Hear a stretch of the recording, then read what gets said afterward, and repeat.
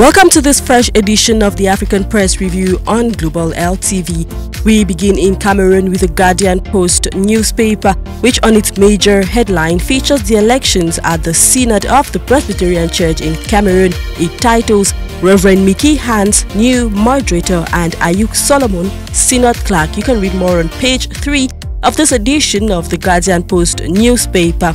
In another headline, the Guardian Post newspaper says over 1,170 dismissed from public service, 8,000 others under probe for perpetual absenteeism.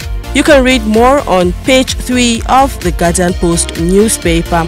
Still in Cameroon, Municipal Updates daily newspaper titles At audience with Pope's envoy President Paul Biya salutes fruits of Cameroon-Vatican relations. You can read more of the encounter between the Cameroonian President Paul Biya and the Vatican envoy on page 3 of this edition of Municipal Update newspaper.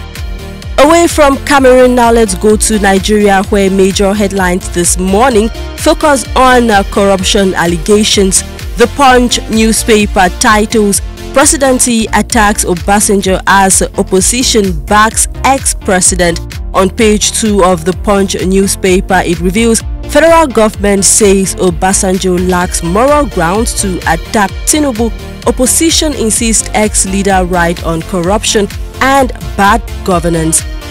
On the same story, Daily Independent newspaper titles Presidency replies Obasanjo says he lacks leadership qualities. The paper goes further to say the ex-president of the Republic of Nigeria presided over Nigeria's most fraudulent election. You can read more of this analysis on page 29 of today's edition of Daily Independent newspaper. Away from Nigeria, now let's go to Kenya with the Daily Nation. The Daily Nation newspaper captions Ruto's major purge of Gachagua allies. The paper says the shake-up scheduled for this week affects 14 members of parliament serving in influential National Assembly committee leadership positions who are viewed as sympathetic to ousted Deputy President Rigathi Gachagua. The changes are also informed by other recent political developments, including the co-option of Raila Odinga's party members to cabinet. The story continues on pages 4 and 5 of the Daily Nation newspaper. Still in Kenya, People Daily features a religious story as it titles Clergy Speak Truth to Ruto.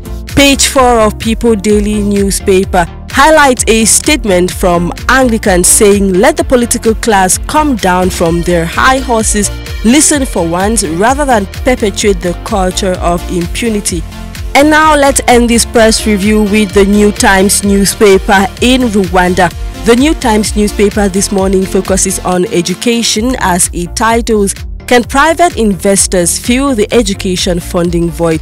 The education sector globally remains underfunded, but the private sector could drive more investment. You can read more of this on page 3 of the New Times daily newspaper. The New Times daily newspaper equally features the outing of the Rwandan Minister of Environment at the 29th UN Climate Change Conference underway in Baku, Azerbaijan. The paper says she emphasized on Rwanda's key areas for Vision 2050, including capacity building for climate adaptation, climate finance mobilization, and stronger institutional frameworks. The story continues on page 8 of this edition of the New Times newspaper. We have come to the end of this edition of the African Press Review. Keep watching programs on Global LTV.